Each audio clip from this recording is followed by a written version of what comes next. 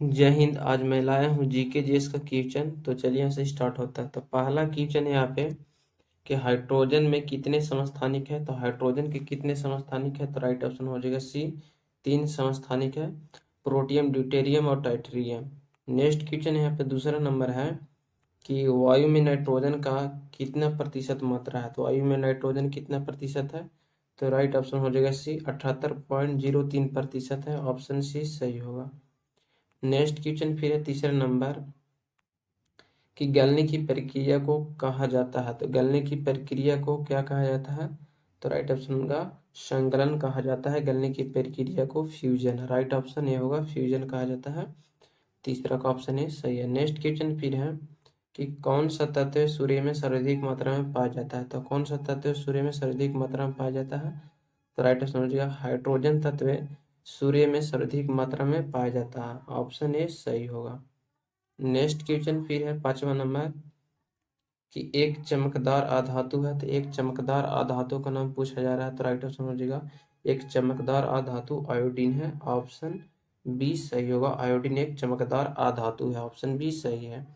Next question है अब छठा नंबर कि लिटमस लाइकेन के पौधे से प्राप्त किया जाता है। यह समूह किस समूह में आता है। तो लिटमस जो है लाइकेन के पौधे से प्राप्त किया जाता है, किस समूह में आता है, तो ऑप्शन होगा थैलोफाइटा के समूह में आता है। ऑप्शन बी सही होगा, छठा का थैलोफाइटा का समूह में। नेक्स्ट क्वेश्चन फिर है छठा नंबर कि आदर्श वोल्ट मीटर का प्रतिरोध कितनी होती है। तो आदर्श वोल्ट मीटर का जो प्रतिरोध होती है असीमित होती है, कहने का मतलब है अनंत होती है। आदर्श वोल्ट मीटर का प्रतिरोध अनंत होती है। और जो बता दूं यहाँ पे आदर्श एमीटर का जो प्रतिरोध होती है वो शून्य होती है। मीटर बोलेगा तो उसका प्रतिरोध शून्य होती है प्रतिरोधकता, और वोल्ट मीटर का सीमित होती है। घर में लगे पंखे बल्ब आदि लगे होते हैं। तो जो घर में लगे होते हैं पंखे बल्ब वो किस क्रम में लगे होते हैं, तो राइट ऑप्शन हो जाएगा घर में बल्ब और जो पंखे लगे होते हैं वो समांतर क्रम में लगे होते हैं। ऑप्शन बी सही होगा, समांतर क्रम। नेक्स्ट क्वेश्चन फिर 8वां नंबर है यहाँ पे कि न्यूट्रॉन की खोज किसने की थी। तो न्यूट्रॉन को खोज किए थे किसने, तो राइट ऑप्शन हो जाएगा जेम्स चैडविक ने न्यूट्रॉन की खोज किए थे। ऑप्शन ए सही होगा। रदरफोर्ड ने नाभिक का खोज किया था, किस कौची का खोज किया था, तो नाभिक का। नाभिक में न्यूट्रॉन प्लस प्रोटॉन रहते हैं, और जो प्रोटॉन का खोज किया था गोल्डस्टीन ने किए थे, याद रखना। नेक्स्ट क्वेश्चन फिर है यहाँ पे 9 नंबर की निम्न में से कौन सामान्य ताप पर द्रव में होते हैं। तो सामान्य अवस्था में द्रव में अवस्था में पाए जाने वाले यहाँ पे तत्व का नाम पूछा जा रहा है। तो राइट आंसर हो जाएगा पारा एक ऐसा धातु है जो सामान्य अवस्था में भी द्रव में होता है। ऑप्शन बी सही होगा। नेक्स्ट क्वेश्चन 10वां नंबर यहाँ पे कि नीलत होता है। तो नीलत होता है, तो राइट आंसर हो जाएगा कॉपर सल्फेट को नीलत होता कहा जाता है। इसका सूत्र होता है CuSO4 5H2O, नीलत होता का सूत्र होता है। नेक्स्ट क्वेश्चन है फिर यहाँ पे 11 नंबर की ठोस का पूर्ण से वाष्प बनने की क्रिया को कहते हैं। तो ठोस को कपूर से वाष्प बनने की क्रिया को ऊर्ध्वपातन कहा जाता है। ऑप्शन डी सही होगा, ऊर्ध्वपातन। ठोस को कपूर से वाष्प बनने की क्रिया को ऊर्ध्वपातन कहा जाता है। 11 का डी ऑप्शन सही होगा, ऊर्ध्वपातन। नेक्स्ट क्वेश्चन फिर है यहाँ पे 12 नंबर क्वेश्चन देखिएगा है कि दूध है। तो दूध एक इमल्शन का उदाहरण हो जाएगा। ऑप्शन सही होगा, प्यास का दूध उदाहरण होगा। ऑप्शन ए सही होगा, दूध एक प्यास है। नेक्स्ट क्वेश्चन फिर है 13 नंबर की फ्यूज तार किससे बनी होती है। तो फ्यूज तार किससे बनी होती है, तो राइट समझिएगा टीन और शीशे के मिश्र धातु से फ्यूज तार बनी होती है। ऑप्शन बी सही होगा, टीन और शीशे के मिश्र धातु से। नेक्स्ट क्वेश्चन है फिर 14 नंबर यहाँ पे कि नायलॉन बनाई जाती है। तो नायलॉन जो बनाई जाती है किससे बनाई जाती है, तो पॉलीएमाइड विधि से नायलॉन बनाई जाती है। ऑप्शन सी सही होगा, पॉलीएमाइड विधि से नायलॉन तैयार किया जाता है। 15 नंबर क्वेश्चन है कि न्यूटन ने गणित के किस शाखा को खोज की थी। तो न्यूटन ने गणित के किस शाखा को खोज किए थे, तो राइट ऑप्शन हो जाएगा कैलकुलस की खोज किए थे न्यूटन ने गणित की। राइट ऑप्शन सी होगा, कैलकुलस। न्यूटन गणित के कैलकुलस शाखा की खोज किए थे। ऑप्शन सी सही है। 16 नंबर क्वेश्चन की ग्रहीय गति की खोज किसने की थी। तो ग्रहीय गति की खोज किए थे केपलर ने। ऑप्शन सही होगा ए, केपलर ने न्यूटन की ग्रहीय गति की खोज किए थे। तो ऑप्शन ए सही होगा, केपलर ग्रहीय गति की खोज किए थे केपलर। ऑप्शन ए सही होगा। नेक्स्ट क्वेश्चन है फिर यहाँ पे 17 में ग्रहीय गति के नियमों की खोज किसने किए थे। तो ग्रहीय गति के नियमों की खोज किए थे किसने, तो राइट ऑप्शन हो जाएगा केपलर नहीं ग्रहीय के गति की खोज किए थे। 18 नंबर क्वेश्चन है कि पृथ्वी के केंद्र में जी का मान होता है, तो पृथ्वी के केंद्र में जी का जो मान होता है वो शून्य होता है। ऑप्शन होगा सही, सी ऑप्शन सही होगा, शून्य होता है पृथ्वी के केंद्र पर जी का मान, ऑप्शन सी। नेक्स्ट क्वेश्चन है फिर यहाँ पे 19 नंबर की बुद्ध चरितम या बुद्ध चरितम पुस्तक के लिए कौन है, तो बुद्ध चरितम नामक पुस्तक के लेखक कौन है, तो राइट ऑप्शन हो जाएगा आश्रय घोष बुद्ध चरितम नामक पुस्तक की रचना किए थे, ऑप्शन बी सही होगा आश्रय घोष। नेक्स्ट क्वेश्चन फिर है यहाँ पे 20 नंबर की नेचुरल हिस्ट्री पुस्तक के लेखक कौन है, तो नेचुरल हिस्ट्री पुस्तक की रचना किए थे प्लिनी ने, ऑप्शन सी सही होगा, प्लिनी ने नेचुरल हिस्ट्री पुस्तक की रचना किए थे, ऑप्शन सी सही होगा करेक्ट ऑप्शन। नेक्स्ट क्वेश्चन है फिर 21 नंबर की प्रेम वाटिका पुस्तक के लेखक कौन है, तो प्रेम वाटिका पुस्तक के लेखक किसने रचना किए थे, तो प्रेम वाटिका पुस्तक के लेखक रसखान है, राइट ऑप्शन बी होगा रसखान। नेक्स्ट क्वेश्चन फिर है 22 नंबर की पंचतंत्र पुस्तक के लेखक कौन है, तो पंचतंत्र पुस्तक की रचना किसने किए थे, तो राइट ऑप्शन हो जाएगा विष्णु शर्मा पंचतंत्र नामक पुस्तक की रचना किए थे, ऑप्शन सी सही होगा correct option Vishnu Sharma. 23 number question की एड्स विषाणु में होते हैं, तो एड्स जो होता है वो संक्रमित सुई के प्रयोग करने से, सेक्स करने से फैलता है, और संक्रमित पेयजल का प्रयोग करने से। जो एड्स विषाणु में क्या होता है, तो आरएनए प्रोटीन होता है एड्स विषाणु में, ऑप्शन सी सही होगा। नेक्स्ट क्वेश्चन फिर है एड्स का कारण क्या हो सकता है, तो एड्स का जो कारण है वो फफूंदी के कारण एड्स फैलता है, फफूंदी ऑप्शन होगा बी, फफूंदी के कारण एड्स फैलता है और एड्स में आरएनए प्रोटीन रहता है। 25 नंबर क्वेश्चन की बीसीजी का टीका कितनी उम्र में लगाया जाता है, तो बीसीजी का टीका जो लगाया जाता है वो नवजात शिशु को लगाया जाता है, ऑप्शन सी सही होगा नवजात शिशु को बीसीजी का टीका लगाया जाता है।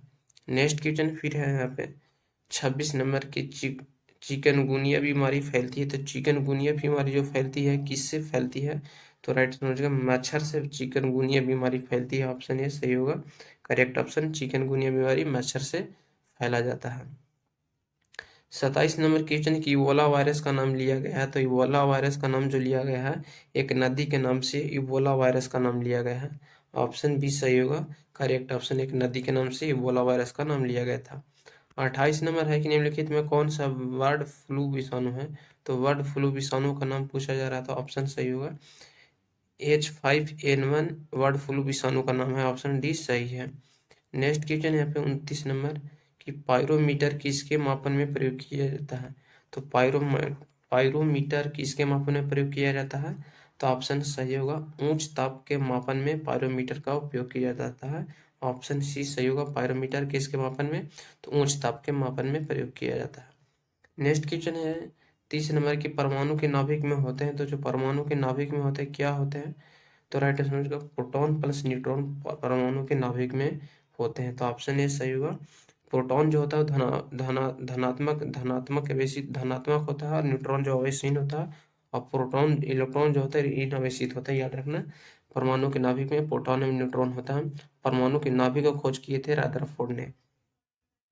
नेक्स्ट क्वेश्चन यहाँ पे 31 नंबर की हाइड्रोजन बम आधारित है, तो हाइड्रोजन बम जो आधारित होता है वो नाभिकीय संलयन पर आधारित होता है, और परमाणु बम होता है नाभिकीय विखंडन पर। नाभिकीय संलयन उसे कहा जाता है जो दो छोटे छोटे परमाणु को टूटने से एक बड़े परमाणु का निर्माण होता है, उसे नाभिकीय संलयन कहते हैं। और परमाणु नाभिकीय विखंडन होता है कि एक बड़े परमाणु को टूटने से दो छोटे छोटे नाभिक का निर्माण होता है, उसे नाभिकीय विखंडन कहते हैं। दोनों क्वेश्चन पूछा जाता है, पूछा गया भी है। 32 नंबर क्वेश्चन की ध्वनि की तीव्रता मापने की इकाई है, तो ध्वनि की तीव्रता जो होती है डेसिबल में मापा जाता है, ऑप्शन ए सही होगा। और ध्वनि जो होता है वो कंपन के माध्यम से उत्पन्न होता है। अगर किसी भी चीज को हम लोग ध्वनि उत्पन्न करना तो कंपन के माध्यम से उत्पन्न की जाती है, और ध्वनि की मात्रा जो होती है या मापन की जाती है वो डेसिबल में मापा जाता है। नेक्स्ट क्वेश्चन है 33 नंबर कि वायु की आर्द्रता को मापने के लिए कौन से यंत्र का प्रयोग में लाया जाता है, तो वायु की आर्द्रता मापने के लिए कौन से यंत्र प्रयोग में लाया जाता है, तो राइट ऑप्शन हो जाएगा वायु की आर्द्रता मापने के लिए लाया जाता है उपयोग में मैनोमीटर का, ऑप्शन सी सही होगा। मैनोमीटर को वायु की आर्द्रता मापने के लिए हाइग्रोमीटर का उपयोग किया जाता है, ऑप्शन सही होगा ये हाइग्रोमीटर को वायु की आर्द्रता मापने के लिए उपयोग किया जाता है। और ओडोमीटर से गाड़ी की दूरी मापी जाती है, वायु की आर्द्रता मापने के लिए हाइग्रोमीटर का उपयोग किया जाता है, याद रखना। नेक्स्ट क्वेश्चन है 34 नंबर की, कार्य का मात्रक है, तो कार्य का मात्रक जूल होता है, ऑप्शन ए सही होगा। एक जूल बराबर, याद रखना, 1 जूल बराबर 10 के पावर 7 अर्ग होता है।